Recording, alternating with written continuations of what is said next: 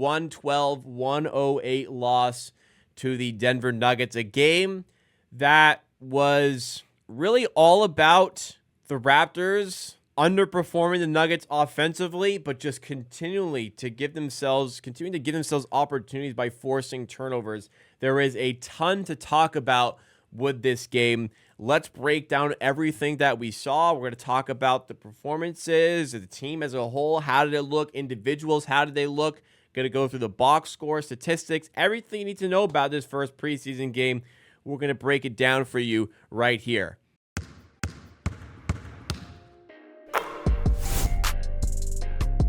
If you enjoy what you see, all I ask, hit the like button. The content's free. I work really hard. It's currently 12:43 in the morning. I've been streaming for the last 3 hours.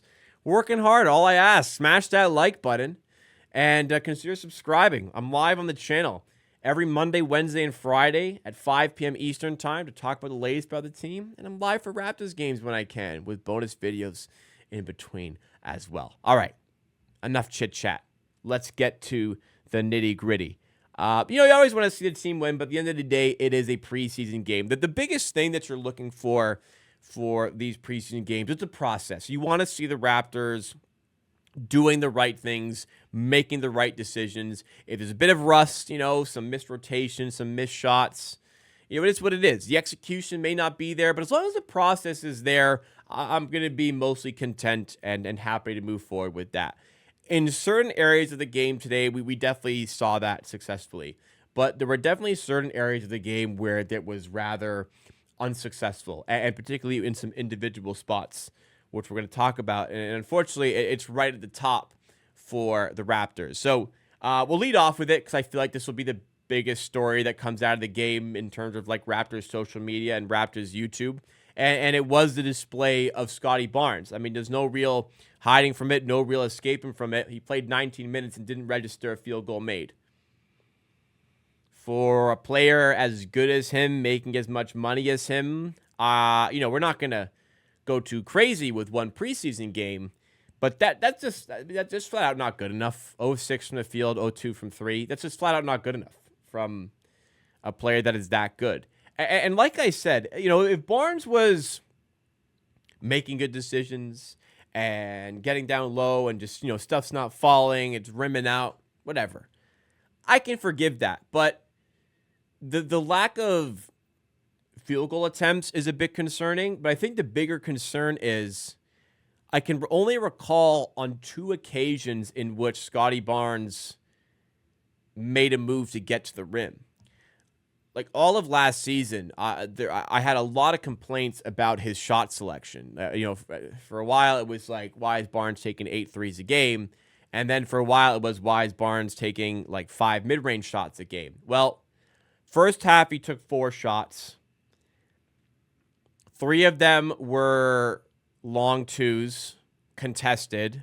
2 of those 3 were early shot clock. One of them was late.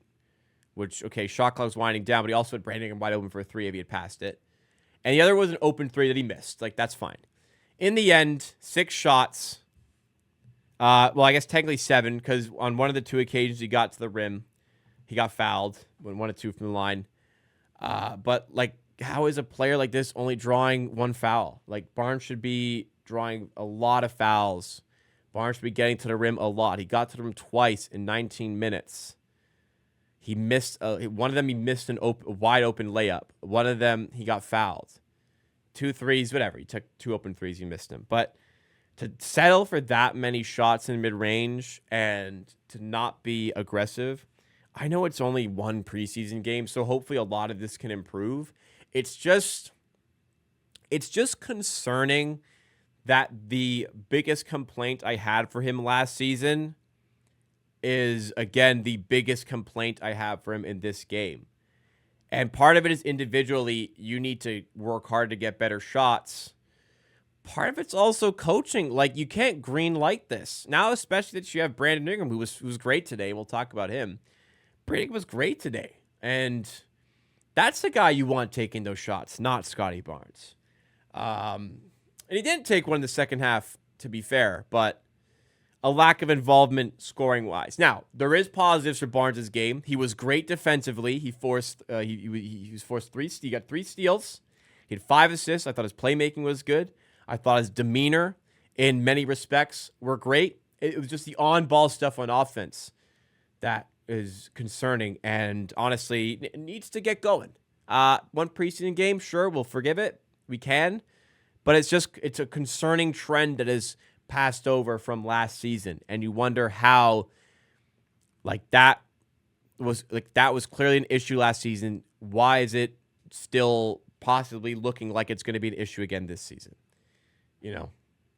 More on the individual side of things, some standouts for sure. I think the player of the night, I think it has to be Mamukelashvili. Barrett played really well. Ingram played well, but Sandro Mamukelashvili had some big threes in the first half to get us back in the game when the Nuggets were pulling away. In the end, he goes 6 of 8, 3 of 5 from 3, 15 points, a rare Raptor in the positive tonight with +5.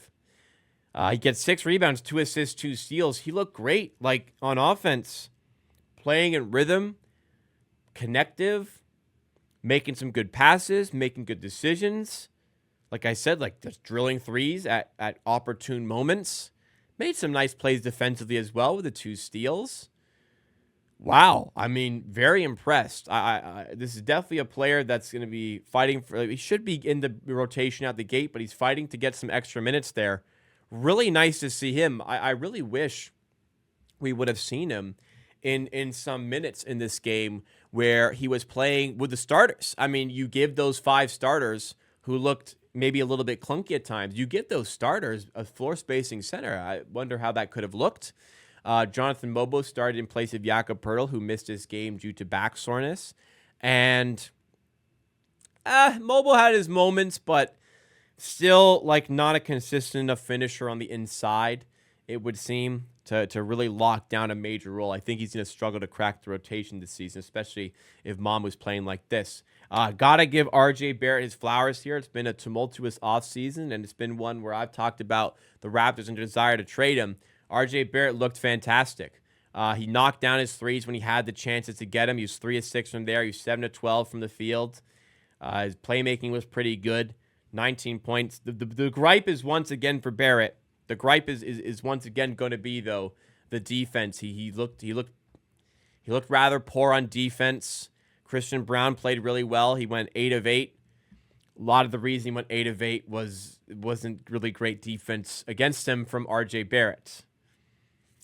That's just an area you want to see improvements. And Christian Braun's a good player, but RJ Barrett's probably going to be getting some tougher assignments this season, so hopefully we get some improvements there. I don't want to be too picky, though, because we know who he is there. On offense, he was great.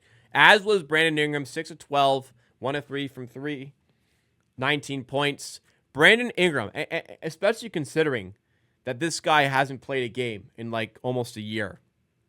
That was fantastic stuff. Absolutely fantastic. This is exactly what you want Brandon Ingram to look like for your team. You want Brandon Ingram to be able to hunt his own shots, make those difficult shots, and when he enters the 3-point, gets past the 3-point line, you want that defense to converge on him. You want to bring a doubles. You want doubles to come to leave guys open. He had some good passes out of that, good kickouts. Ended up with 2 assists, but maybe could have had a couple more. I like to see that out of Brandon Ingram. Ultimately, for the Nuggets, until the third and fourth stringers came in, they were shooting 70%. So basically, the Raptors, who absolutely dominated the turnover battle, 31-12 in the turnover battle, 32-17 points off. It took the Raptors having to do that because of how efficient the Nuggets were. Very boom or bust for the Raptors, where either they were getting a steal or the Nuggets were scoring. Raptors didn't do themselves any favors, though, was their very poor performance shooting-wise. The Raptors go 41% from the field, 23% from 3. That only came down marginally when the third and fourth stringers came in for the fourth quarter. The Nuggets plummeted when those sort of players came in. So it made a big difference when that happened. But Raptors, big advantage there, and they were forcing a ton of turnovers with those lineups. But, man, to win the turnover battle by 19, to take 30 more shots than them and only 8 less free throws, kind of showcases the current status of the offense. There's work to do. I mean, you look at quickly, 6 shots, 8 points. That's not nearly enough involvement for a $32 million point guard. Like that's just not nearly enough involvement. I know it's just preseason, but still, you kind of wonder like where a lot of the points are going to be coming from off the bench. Jamal Shed had a pretty good finish to the game with 11 points. Like I said, Mamu played very well, but Gradey Dick had a rough night. 1 of 6, 5 points. At least for Gradey Dick, I can't share the complaints I had for Scottie Barnes because Gradey Dick was making a lot of good decisions, taking the right shots. They weren't falling. And at a certain point, you got to be like, yeah, you got to make them, but I can forgive it for one per game, especially the start of preseason. But it wasn't a good night from him. He didn't play particularly well. He's going to be vying for minutes, I think. I think he's vying very closely with Jacoby Walter, who also didn't have a very eventful game where he provided much. 15 minutes, 5 points, 2 of 5, 0 of 2 from 3. So a lot of things you could chalk it down to. Defensively, I think a lot of this changes if Jakob Poeltl is playing. I don't think there's really a lot of debate there. If Jakob Poeltl's in the game, a lot of the defense looks a lot better. You have a better matchup for Nikola Jokic. You can't get bullied size-wise as much by Jonas Valanciunas, who didn't even play that well, honestly, at all, really, anyways. He's not good. But a lot of, like, the defensive pressure is alleviated at the rim by Jakob Poeltl being there. And you know what? A lot of it on offense is alleviated as well. And I think Jakob Poeltl is a much better fit with the starters than Jonathan Mobo is, of course. But Mamu played well. I wish I saw more of him with like Ingram, Barnes, Barrett quickly. I want more of that lineup, and hopefully next game we get to see that. Hopefully Poeltl's back as well. Mamu led the team in minutes and looked great. So there's some positives that are good. There are some positives that are great. There's some negatives, though, that are unfortunately like, we're not ringing the sirens. We're not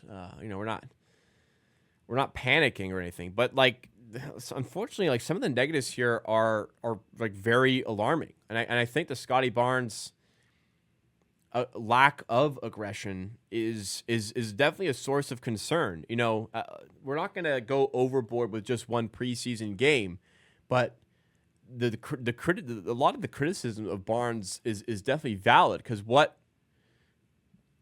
aided, I don't know if that's the right word, but what helped him have like not a great season last year was decision making and a lack of aggression, like just like he showed here. That's my concern. Like, it's one thing, like it's one preseason game and that's fine and we can forgive part of that, but it's just that the things that didn't go well today are the things that were why the season didn't go well last year for him. So again, I don't want to I just focus a lot on him because I know that's going to be the biggest story. Everywhere else, Barnes was fine. But, like, it's up to Barnes and Darko Rajakovic and the coaching staff to figure out how you're going to make him more effective because this isn't a rookie contract anymore. This is a max contract, and we're going to need a bit more out of him. And hopefully we can do that for the rest of the preseason. 5 more games to go in preseason. I'll be covering some of them in watch-alongs just like we did tonight here on the channel. But you can also catch me every Monday, Wednesday, and Friday at 5 p.m. Eastern Time right here on Amateur Sports for the Raptors Happy Hour, covering the latest news from the Raptors and the NBA. Mostly focused on the Raptors, but hey, we'll dabble with the rest of the NBA. If you guys enjoyed what you saw today, please make sure you do smash that subscribe button and smash that like button. Huge support on the first watch along of the season. Very excited for what we have to come this year, and I know you should be excited as well. You won't want to miss out. Final thing I ask, please check out the merch with the links in the description. The link in the description, the Kijiji link. We have shirts for $35. I'm rocking one here. We have hats for $50 in black and white, stickers for $3, or you can get 3 stickers for $6. If you're local to Toronto, I can ship it to you for free. I'll just deliver it myself. That's the kind of guy I am. And hey, you support the channel directly, get some cool stuff in return. That'll do it for me. Plenty of great content coming your way, so I hope to see you there very, very soon.